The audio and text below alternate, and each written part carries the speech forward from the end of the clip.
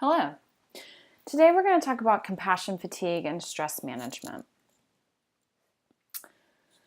The objectives are we're going to do an overview of what compassion fatigue and stress management is. We're going to talk about the impact of the stress on the counselor or the client. And we're going to talk about reluctance and why people don't want to change.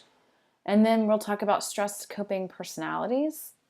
And then to wrap it up, we'll talk about the master's approach to wellness transformation, and then we'll talk about a self-care plan.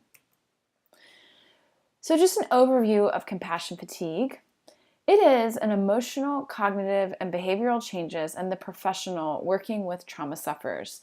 So the idea of compassion fatigue is that compassion fatigue happens to the person who is giving care. It's not necessarily the person who was exposed to the trauma itself.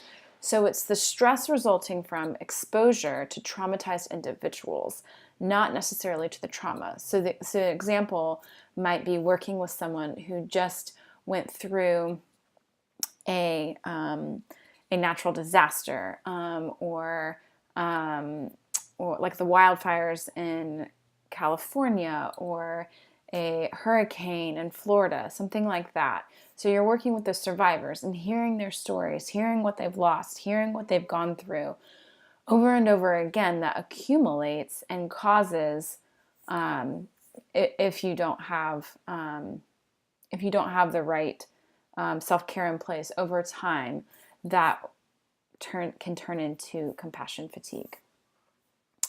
So compassion fatigue, you can see this in mental health professionals, you can see this in first responders, police, nurses. I once worked with a nurse who worked on the oncology wing of a hospital, and she said to me, doesn't everybody just get cancer eventually? That is a statement of someone who may have burnout, but is definitely on the path to compassion fatigue. So compassion fatigue is highly correlated with empathy. So this idea that you can kind of feel what other people are feeling. If that's not regulated, if you can't put boundaries in place, if you can't put a little bit of distance, if you can't kind of box it up and go home afterwards without thinking about what you just heard or the person you've just been with, over time, that can cause compassion fatigue. So the equation for compassion fatigue is burnout plus secondary traumatic stress, and over time that equals compassion fatigue. So burnout arises from assertiveness, goal achieving response that is unable to be met, resulting in frustration, a sense of loss of control, increased willful efforts, and diminished morale. So it's this idea that you want to go in and you want to do something and you're unable to do it. And so over time, that results in some frustration, like you're not making an impact in the field like you want. And that can cause diminishing morale over what you do. And over time, and burnout occurs over time. So secondary traumatic stress is this rescue caretaking response that occurs when the individual cannot rescue or save someone from the harm, resulting in a feeling of guilt or distress. So it's this idea that I can't save you from the horrific tornado you just went through, or I can't save the soldier from the war that he just experienced. And I can't help you snap out of it either. I can't help you snap out of your trauma. And over time, that makes me feel like I'm inadequate at what I do. So some negative impacts of secondary traumatic stress to illustrate what the impact this has on the helper. For our cognitive, for the cognitive piece of us, we can have diminished concentration, confusion. There can be loss of meaning in our lives, decreased self-esteem. We can get apathetic about our jobs or about other parts of our lives. We can become really rigid or perfectionistic. Over time, for our emotional selves, we can start feeling powerless, which powerless is a big issue when it comes to trauma. And so realizing when you're feeling powerless, when you yourself haven't been traumatized, that could be a symptom of secondary traumatic stress. Anxiety, guilt, anger, numbness, fear, feeling overwhelmed, completely depleted, all of that is emotional distress that is caused from secondary traumatic stress. Then what it can do to our behavior, we can become clingy, withdrawn, irritable, moody, sleep disturbances, or changes in our appetites. We can have an elevated, startled response to people. So what I want to point out in these first three categories is these symptoms can look like a lot of different things. We might not necessarily feel these and know that we are experiencing secondary traumatic stress, that we're on the road for compassion fatigue, that we might be experiencing a little bit of burnout. We just might not realize that because all of these also are symptoms of other things that we deal with, or they might just not even seem like that big of a deal. But it's important for us to be aware of what they are, because as they add up together, what ends up happening is they compound, and that leads us to a place of compassion fatigue or complete burnout in our jobs.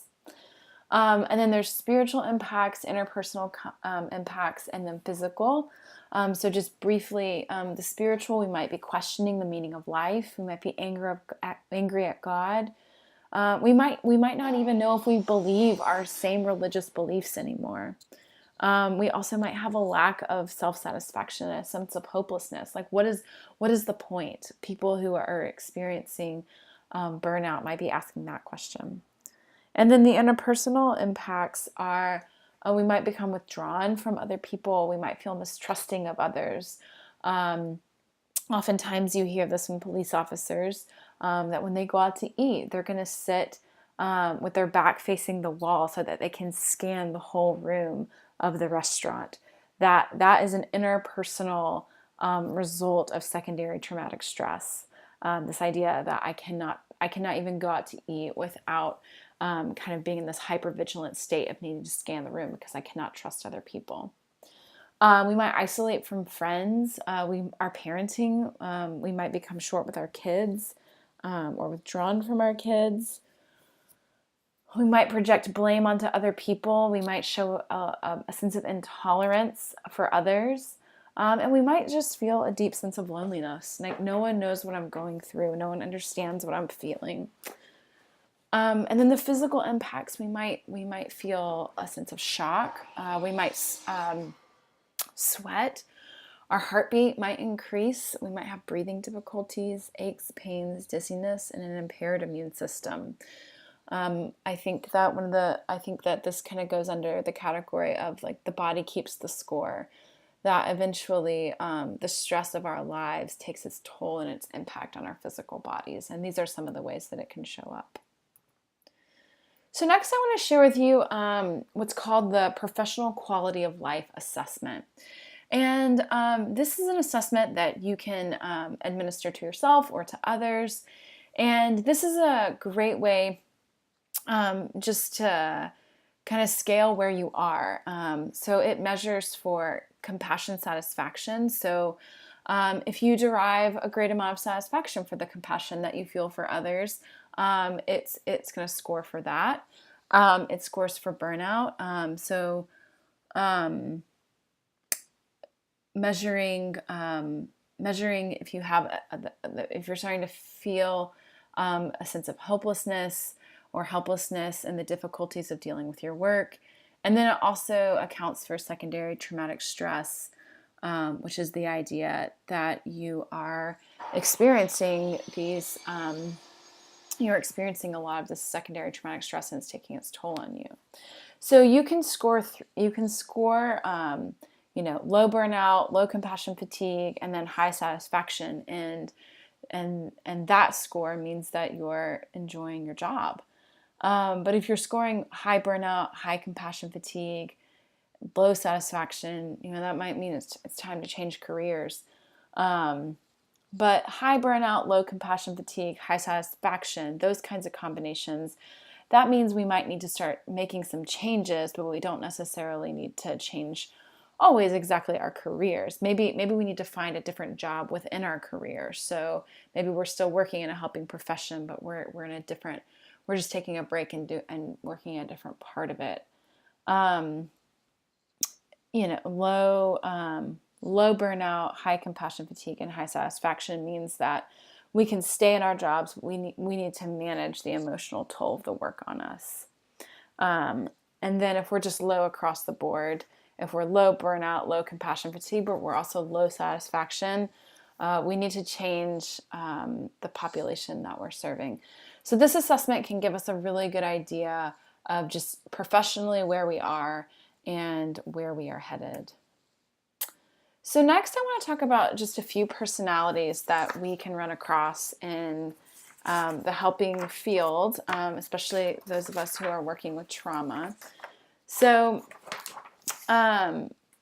these four personalities, the first is the hero personality. And this person, they're exactly what they sound like. They want to be the hero. They want to save the day. They're going to do some passive avoidance coping. So heroes do not know exactly what support they need, because heroes honestly haven't thought that much about it. Heroes will accept assistance if it's offered in the right way to them, but we have to be careful about the way that we are packaging it to them. Then we have the John Wayne personality, and this personality is just the active avoidance. They're fine. You will hear them say this, I'm fine. They don't know exactly what support they need, and they will deny that they need it. So we really need to watch out for these people in our field and these who come into our office, because they're not going to take care of themselves, and they're going to actually avoid taking care of themselves. Then we have the victim personality, and so this is the passive support-seeking coping style. So victims tend to seek attention to themselves without directly asking for support. So they might say things like, oh my gosh, they might talk about how hard it was at work today, how many people they saw, how many clients they saw, or how many assaults that happened in the police force today, or how many victims they talked to that went through the forest fires in California or the hurricane. Whatever it is, they're going to talk about it, and they're going to wear it kind of like a badge. It's going to be kind of part of their identity. And it's kind of their way of asking for help without directly asking for it. And then we have the customer personality. So this personality is going to actively seek support.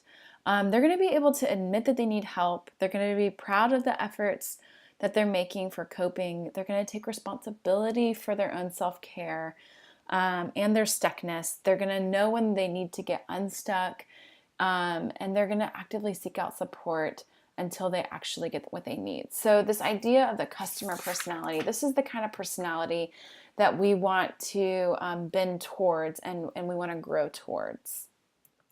Oops. So now I want to talk about the types of reluctance that we come across in workers. Because when we work with people who have compassion fatigue, they're not necessarily or on the way to compassion fatigue or burnout, they might not necessarily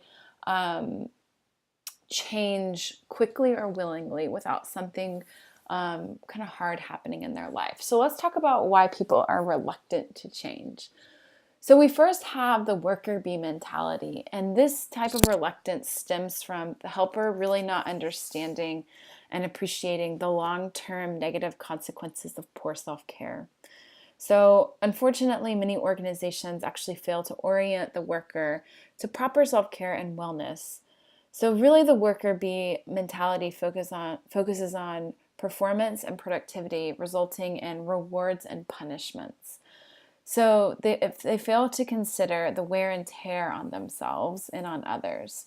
And they will also assume that their organization is benevolent and wise and will take care of them and will tell them, we'll give them a day off work if they think that they need it, or the organization will implement something if it's important for it to be done. So they're really kind of looking almost to like a higher power. It's a pleasing mentality, and we need to be careful of it in ourselves and be careful of it in those that we serve. Then we have the change phobic, and this type of reluctance stems from the unknown of consequences of change provoked by other forces, or even admitting that change is necessary. So this is self-deception, this is avoidance, and this is denial. And this type of reluctance, they'll use this to kind of abate their own fear. This helper frequently fears admitting to the problems that they have, but can be corrected by proper self-care. They have an irrational fear that it could make matters worse if they stop or if they make changes. So the idea for this type of personality, this person, they might be afraid that if they go on vacation, and leave their clients, what will happen to them? Or if they implement quarterly retreats for themselves, that this is going to mess up something that's going on for them right now. That's just part of the norm. And so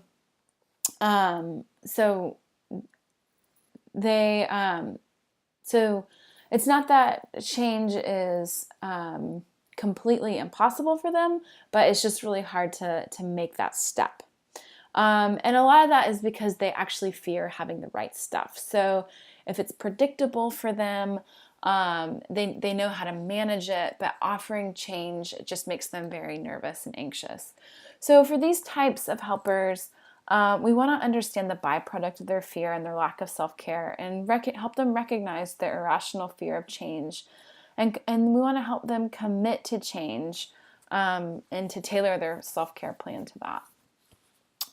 So the next we have the untrusting person, and this stems from a basic lack of trust in either the organization, fellow workers, other helpers, themselves. Excuse me, there's all sorts of reasons why there's a lack of trust. But we know this, that wherever trust is low, reluctance will be high. So it will be very important for this, for the untrusting types of reluctance, for us to build trust with these people, because that will lead to lower reluctance for change. And so we need to ask them questions like, what is necessary for you to decrease your reluctance to change and be more committed to your self-care? Okay, so so we just went over personalities and then reluctance, but let's talk about shifting, what it means to shift towards more a customer personality. So we want the hero, the John Wayne, and the victim really to be growth oriented towards being a customer, because customers, they're realistic and they're open to wellness, and they're open to self-care, and they're the ones who are gonna be in these types of helping careers long term. And so we want to keep people in these careers long term. So we want to help them have a growth oriented mindset towards a customer personality. So we want to explore the resistance towards wellness within them, and going back over the reluctance mentalities that can be helpful for exploring resistance within them, for looking at what's really holding you back from your own self-care. We need to do psycho-ed with these people about boundaries and limits. Remind them the airplane model. You're not gonna save anybody. You're not gonna help anybody if you're so busy putting the mask on someone else that you're not putting it on yourself. And these are some questions to teach them. What really needs to be done? What do you really need to be doing for your clients? What do you really need to be doing as you're serving people in the hospital or the police force, or these different types of helping paths? And then asking, how much can I do? This is a great question, because first of all, we all can do something, but we can't do it all. And so helping your client or fellow counselors assess how much they can do and helping them to even come to a place of admittance of, but I can't do it all. And so what does that mean? What are my limits? What can't I do? And what shape do I need to be in order to contribute? Asking, is this deadline realistic? We can put a lot of really harsh expectations on ourselves. We cannot ask for extensions when we need to. And so really asking the question of, is what I'm doing realistic in this timeline? And then what adjustments can I make? We can always make adjustments if we look hard enough at our lives. We might have to sacrifice in other areas, but in terms of self-care, we do want to make adjustments, and we do want to sacrifice in some areas in order to care for ourselves so that we can continue on for the long haul.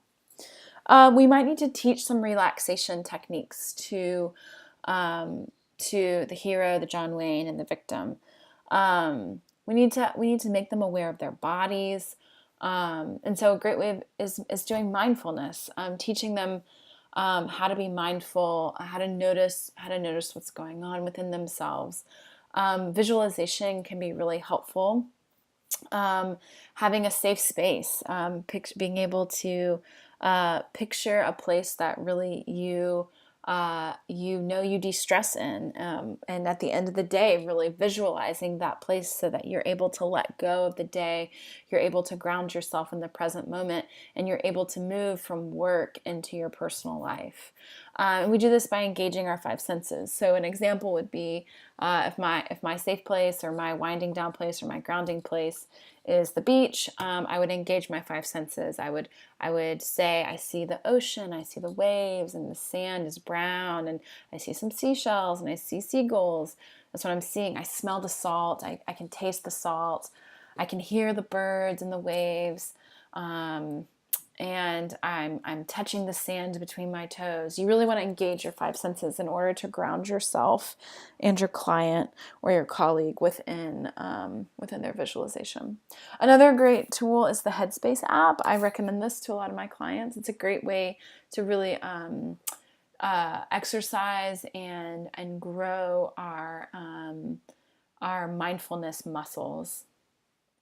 And then the last thing is to take one thing at a time, to not have to save the whole world at once, but really to be able to serve one person at a time who's sitting in front of you. So next we have the Master's Approach to Wellness. And this is a great tool for assessing transformation and implementing transformation in our lives. And we can use this with our clients and with our organizations. So the first is motivation. That motivation needs to be high and consistent. So the intention, commitment, and energy and sustenance to complete the transformation, that is all found in our motivation. And we need motivation in order to implement wellness transformation in our lives. Because if we're not motivated, we won't do it. Then there's assessment, and so we need to gather factual and objective information about where we are and where we want to be. So we have to assess for the gap in our lives in order to start making progress and taking steps toward where we want to be. We need self-reflection. We need to be able to think about and consider the information that we've assessed for, and then and take stock about what to keep and what to change in our lives to ensure that we can continue on. We need to do transformation reflections. So this is concentrating on what we need to acquire and what we need to do in order to retain wellness. So this might look like creating a wellness life plan. Then there's evaluation. So this is seeking, finding, and learning about life skills that will help us become and remain healthy and happy.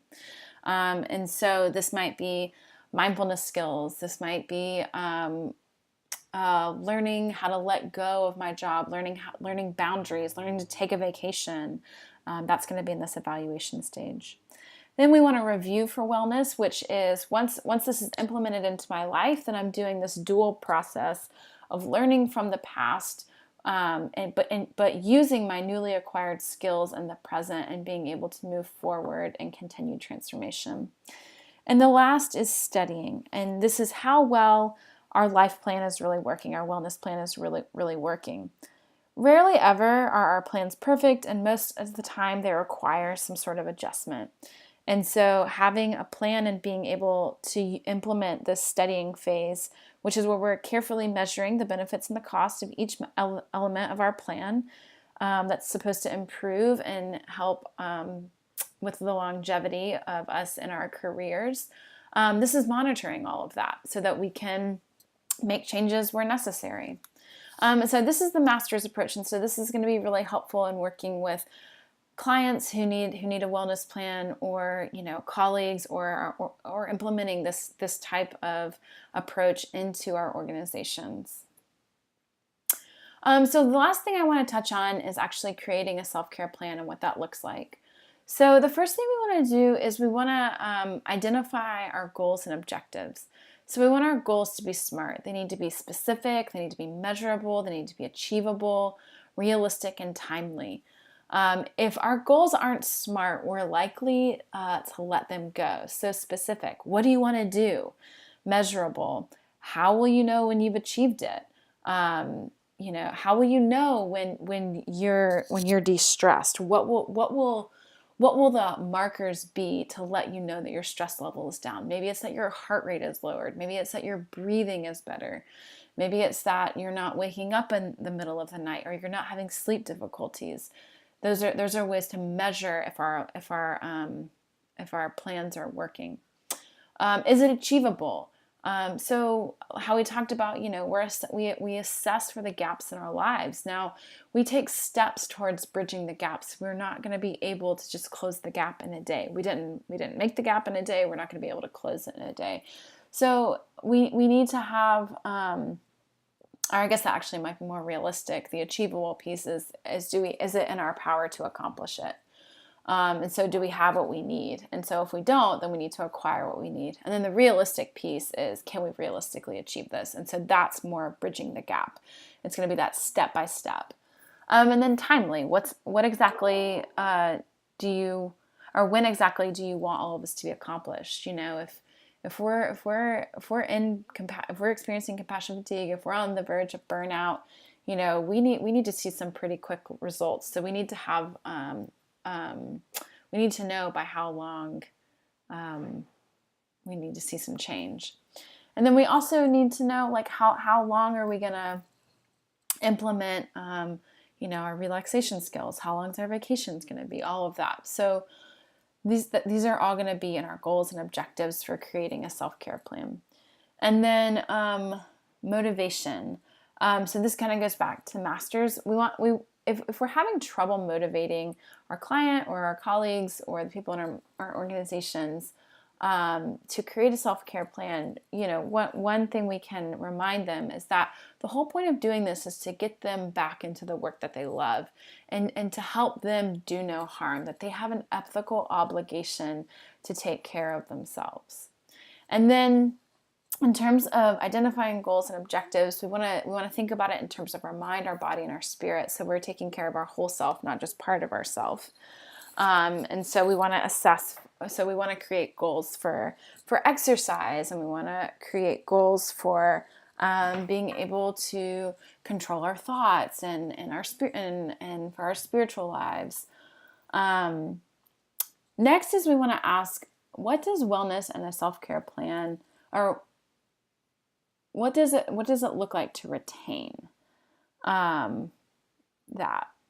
So we want to explore what are the reasons in the past that they haven't kept a self-care plan, or they haven't, maybe it's not even a whole plan. Maybe it's just the exercise, or maybe it's I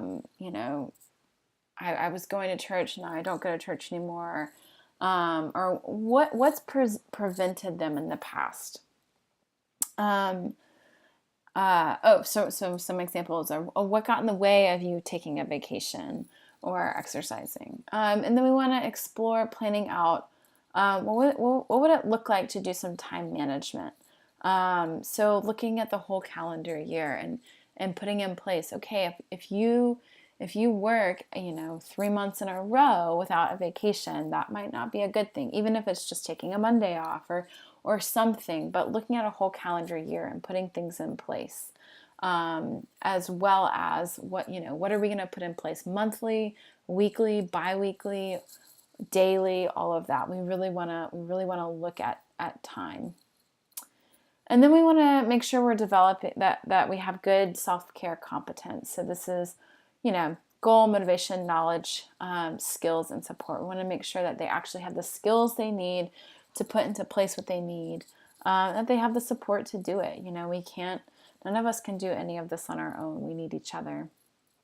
And then we want to educate on maintenance and the preparation for relapse. We all know that we can start something and, a couple years goes by, a couple months goes by, and we're not as motivated as we once were. So we want to talk about what we need to maintain, and if we fall off the wagon, or if we have relapse, what does it look like to get back on?